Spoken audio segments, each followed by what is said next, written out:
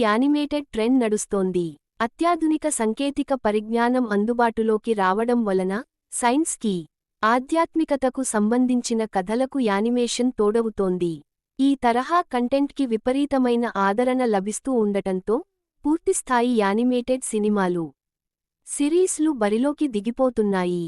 అలా వచ్చిన మహావతార్ నరసింహ సినిమా భారీ వసూళ్లను రాబట్టగా సిరీస్ రూపంలో కురుక్షేత్ర రూపొందడం జరిగింది.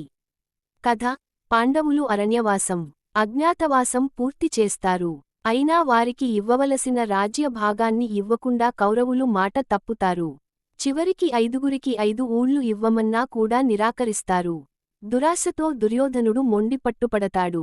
అతనిపై ధృతరాష్ట్రుడికి గల వాత్సల్యం, గాంధారి మౌనం, శకుని ఎత్తుగడలు, కర్ణుడి అండదండలు, అశ్వత్థామ పరాక్రమం, ద్రోణాచార్యుడి పట్ల గల నమ్మకం దుర్యోధనుడు దురుసుగా ముందుకు వెళ్లడానికి కారణమవుతాయి.